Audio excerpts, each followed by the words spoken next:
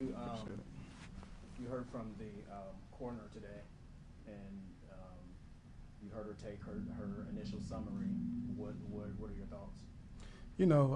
It was, the family was appreciative to, learn a little bit about what happened because there have been so few answers to this point. But Dr. Ortiz was not there. So what we know is that it was a homicide, which we knew, that he was shot in his torso walking in his home, which we knew. His grandmother called 911 and said that her grandson had been shot in the back. And so that was confirmed for us that, he was shot walking into his home. And so, at least somebody locally here, some authority has given us some answers, but still so many questions remain.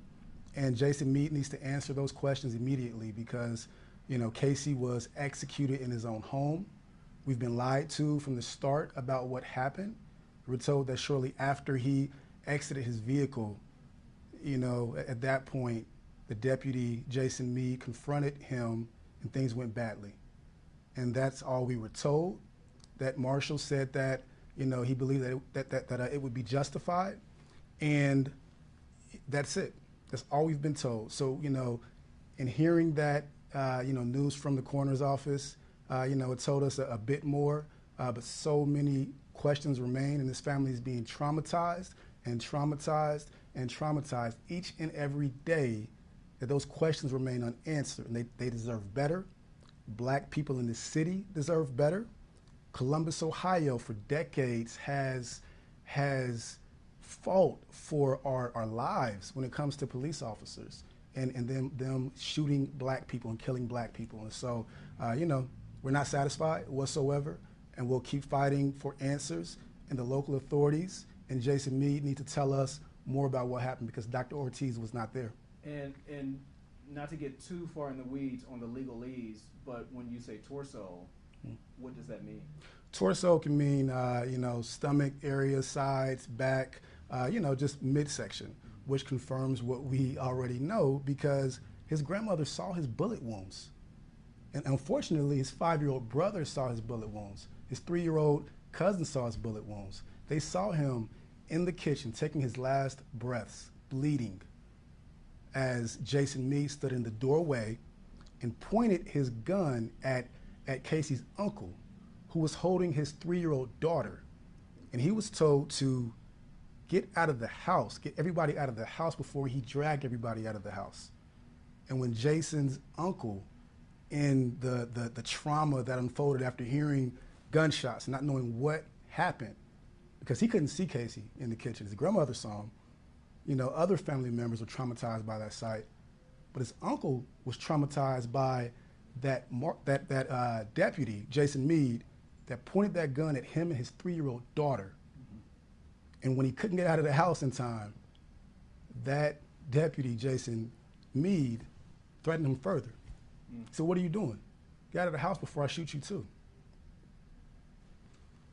Ms. Payne, with all of this talk about this case, and we're focusing so much on the details, which are important, there's a person here, people at home watching have grown to care about, but they don't know him. What do they need to know about Casey? Casey was just a good kid. I mean, to know Casey is to love Casey. I mean, he had a good spirit, a good heart. He loved his siblings. He loved animals. He and I had round after round about snakes. He had a million of them. Dogs. If you look at some of the pictures that's displayed on social media from my family and I mean, he got pictures where he got kitty cats sitting on his shoulders and he's holding puppies. I mean, he was just a good guy. My sister just informed me, or my daughter, or someone just before we sat down, that someone in the neighborhood just made a post as to how good of a kid he was and how they used to just see him walking down the street bouncing his ball or playing with the dogs or the other kids. Like, he was just a good person. That has to make you proud.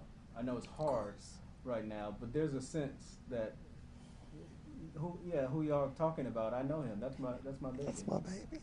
Tell me about that when you that feeling. It just hurts.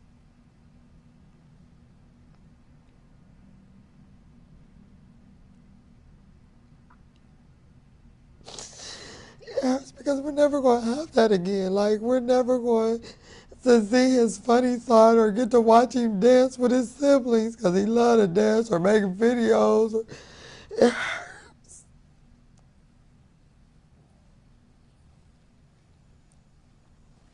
The I know there's a reason in doing these.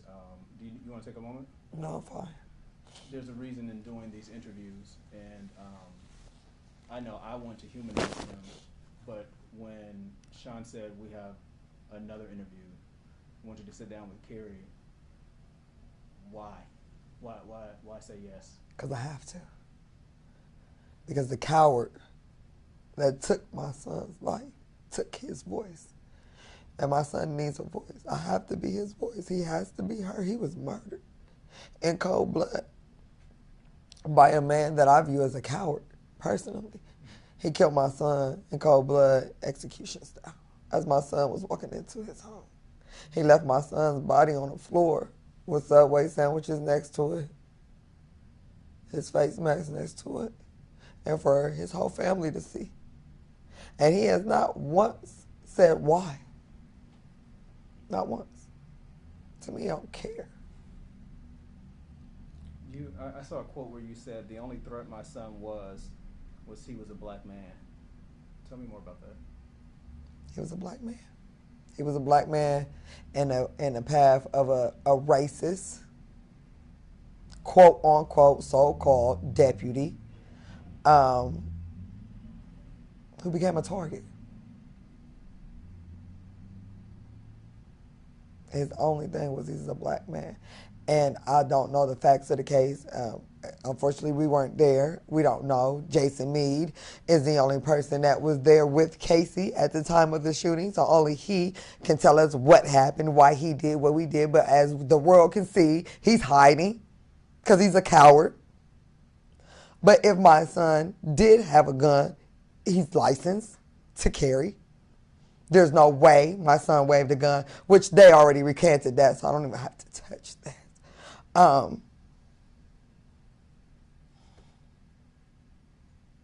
He was a black man in the path of an angry man that was given a badge and uses his badge to harm black men and now kill. Sean, you and I just had an interview, and we just talked about, and while there's a difference here in the fact that we're talking about Columbus and what Columbus voters voted for with issue 2, we just had this conversation last week about needing more transparency. Is that something you feel even more stronger about now? You know, I can't say that I feel stronger about it because it's not possible for me to feel stronger about it. You know, we have individuals that are given the power to take away a life. And for some reason, black people are disproportionately killed by those people with those guns. And so, you know, I was never lukewarm about the need for accountability, because without that accountability, we'll keep dying. We'll keep being killed no matter what we do. We hear different circumstances, always different facts, right? What remains the same? Somebody reached for a gun, somebody brandished a weapon, somebody, you know, was a threat. But our blackness cannot be that threat. We had armed white people at the State House protesting with rifles, because Ohio is an open carry state. You know, we've had threats on governors, you know, by militia. A black militia is considered a gang. A white militia is considered lawful gun-carrying citizens. But that's who Casey was.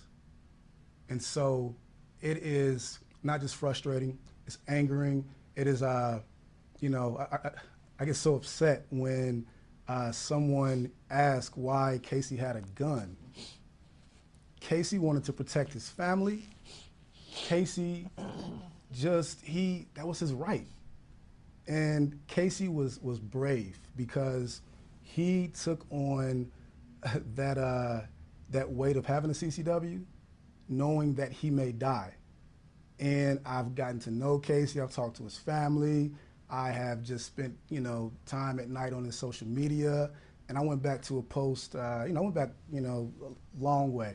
And he posted at one point a 90-year-old grandmother that was trying to stop the police from, killing somebody. And his caption was, "These are the kind of cops that will kill you before you can show your CCW permit." He posted that in June. That was on his consciousness, because as black men in this country, we have to deal with that. And Casey was more courageous than me, because I want a CCW. I work late, I leave, I unfortunately have to speak out against people that can kill me, and I can't protect myself. Because if I get a CCW license, or if I carry my gun on my hip, if I leave out of here, I might die, and nobody will tell my story. We're here to tell Casey's story. More than anything, black people deserve the right to be able to protect themselves in this country, because nobody else protects us. And so at this point, Casey took the steps he needed to protect himself by getting that license, by educating himself on how not to get killed.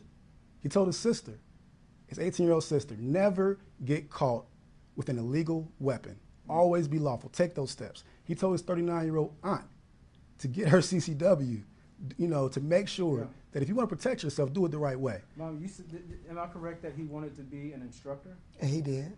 He did. He wanted to be a CCW instructor, as well as own his own fleet of trucks.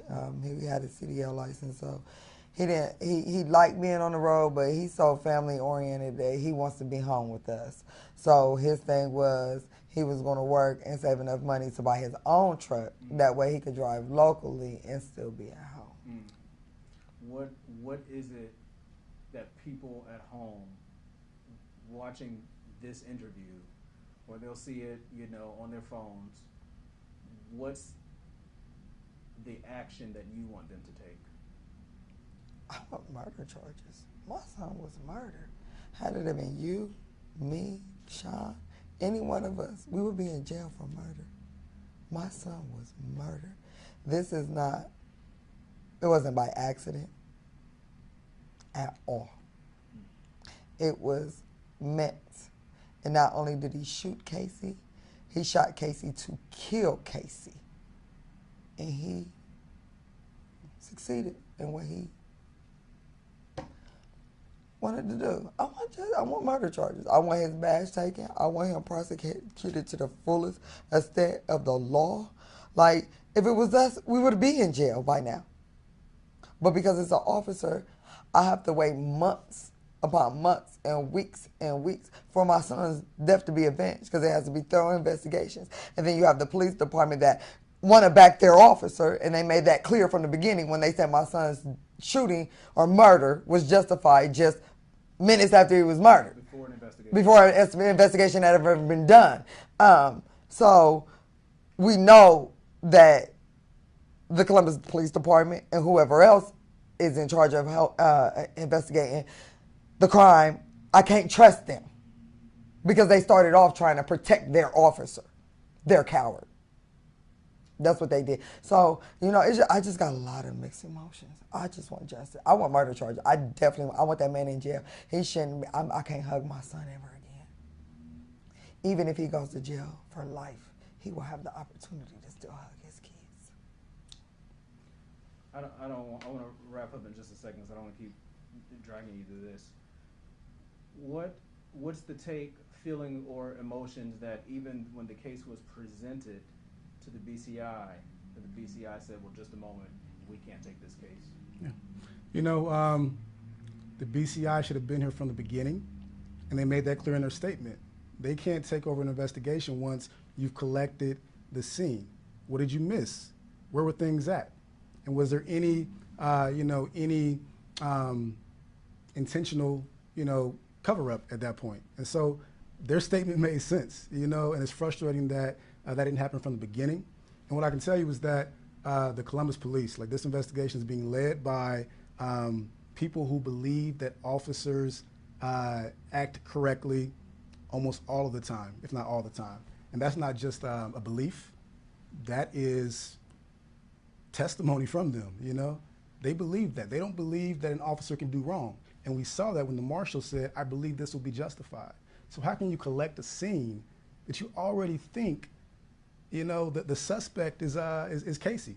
And I guarantee you, when we see that police report, the suspect listed will be Casey. Why is Casey the suspect? He was in his own home, lawfully carrying a weapon. Why is he the suspect? So, you know, this investigation, it can't be like other investigations. We can't wait. You know, there's nothing to investigate. There's one person that saw it, Jason Meade. Tell us what happened. You have the evidence, get his statement, release it, let us know, let this family know. They've dealt with so much trauma already. Heal them. What's the next step, Sean? The next step is to continue to push, you know, for, you know, justice for Casey. We want people around the country to stand up and rally around this. You know, back in June, we protested for George Floyd. We protested for Breonna. We protested for all Black Americans because we're all fed up, right? Columbus protested because it happened in, you know, somewhere else, but we knew it could happen to us. And right here, you know, in Columbus, it happened in his own home. So, I mean, the call is for the nation to stand up with Casey, you know, to make sure that this does not happen again, that we can live our lives in this country and not fear that no matter what we do, no matter how righteously we live our lives, you and I could be killed. You and I. Are you hiring a private medical examiner to review this and get your own autopsy? Yeah, you know, we'll be taking all the necessary steps to ensure that we can get answers. We can get answers faster than, you know, a months-long investigation. So, I mean, there's several steps we're taking. Unfortunately, we don't have the same resources as local law enforcement, but, you know, we have to make sure that we have answers for, you know, the family that has dealt with that trauma and that, you know, continues to be terrorized by statements like Casey is a suspect and Casey waved a gun and Casey's death was justified with no investigation. I think you covered it all, but did you have any other final notes that you wanted to make sure? You know, just Casey, you know, Tamala is she gave birth to Casey at 16, and so did my mom. And my mom is, you know, we've been in contact, and she's just like, you know, give her my condolences. And I know she's suffering because, you know, Casey was her baby, and I'm my mother's baby, you know. And I've had a chance to live my life, and Casey did not. That's a mother's fear, you know. So we're all scared, and I think it's just important that, you know, we can become to, you know, get to the point in this country, Black Americans, where we feel protected, where somebody protects us, and that Casey needs to be protected, and so do all Black Americans in this country. These 5 days have had to be hell, and you are, as you said, fighting to make sure you are fighting for Casey because he can't do it for himself. What's your prayer at night and through the day and to keep you going? I just ask God for strength. I just need strength. I gotta focus on the justice piece. And that's where my head is. I can't focus on the loss of my son. I refuse to focus on planning a funeral right now. I can't even wrap my head around it. I can't touch it. I can't. My only focus is justice. I eat, breathe, and sleep justice. And I won't stop. I won't. I can't. So until they put that man behind bars for what he did to my son, I won't sleep. Did you have anything else that you wanted to make sure? I just want his name out there. I just need everybody to stand up for him. This was senseless. I just need everybody to fight with me for justice. That's all I'm asking. All I'm asking is to fight with me for justice for my baby. That's all I want.